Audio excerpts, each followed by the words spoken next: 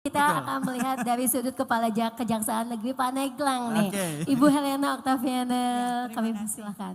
Ya, sebelumnya saya mau mengucapkan terima kasih kepada Jaksapedia yang sudah mengundang saya di acara Sound of Justice Iya. 2022. Tepuk tangan dong buat yang Jaksapedia. meriah. Iya, ini makasih banget bisa ngumpulin semua di sini untuk mengedukasi juga masyarakat bahwa kejaksaan itu hadir di tengah masyarakat. Pada saat ini kita itu kan mempunyai slogan tajam ke atas, humanis ke bawah. Nah jadi cerita sedikit tentang kejaksaan dulu ya Pak Isnur sama Pak Farizal, mohon maaf nih. Karena kan teman-teman mahasiswa ini mungkin juga masih bingung kejaksaan itu apa. Tadi Pak Isnur cerita masalah investasi, masalah restoratif justice dan lain sebagainya. Sebenarnya kejaksaan ini lengkap. Kenapa? Kami sebagai penuntut, kami juga sebagai penyidik, kami juga sebagai eksekutor, dan kami juga mempunyai kewenangan satu-satunya yang dimiliki aparat penegak hukum, yaitu kewenangan di dalam keperdataan dan tata usaha negara. Adanya di mana? Jamdatun. Nah itu salah satu restoratif justice juga. Kenapa? Pada saat orang tidak membayar pajak, kemudian kami memanggil dari Perdata Tata Usaha Negara. Kami melakukan tindakan persuasif tapi tidak memaksa. Sehingga PAD-nya bisa masuk. Nah itu kan restoratif juga. Jadi banyak bentuk-bentuk restoratif justice, restoratif yang sudah dilakukan oleh kejaksaan. Jadi kalau tadi Pak Isnur, saya makasih loh sama Pak Isnur, kejaksaan memang sudah lebih baik sekarang, lebih humanis. Dan kita harapkan juga restoratif justice ini nggak berhenti di sini aja.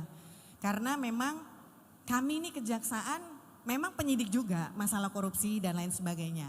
Tapi kami juga pada saat menangani tindak pidana umum tentunya akan melihat perkara tersebut bisa di-RJ atau tidak.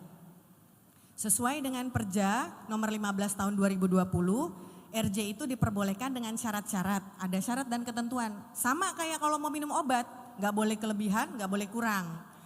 Antara lain adalah hukumannya tidak lebih dari 5 tahun.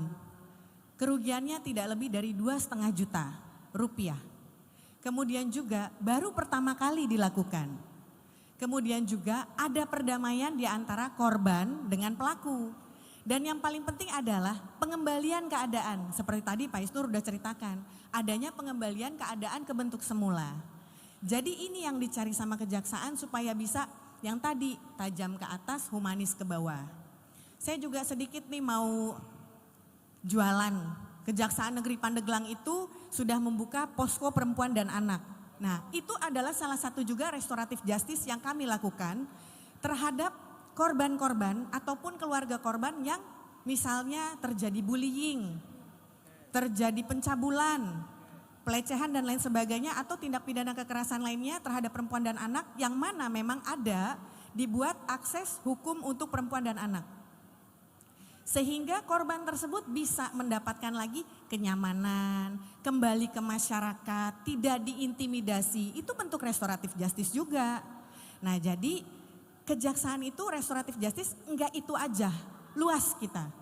Karena kita memiliki beberapa bidang, terutama tadi adanya kewenangan kita di Perdata Tata Usaha Negara.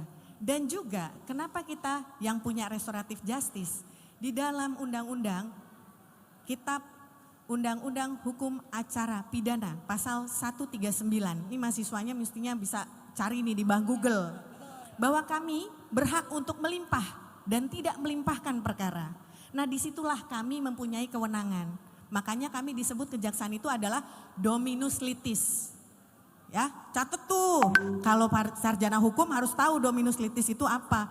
Kalau nggak tahu malu, iya nggak lulus nanti. Ya ini ada Pak dosen soalnya. Pak Farizal, ya Pak ya, dominus litis itu milik kejaksaan. Nah jadi saya nih Pak punya pantun andalan. Pantun nih. Ya ini andalan banget.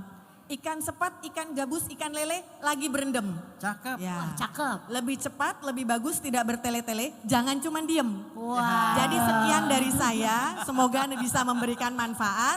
Demikian terima kasih.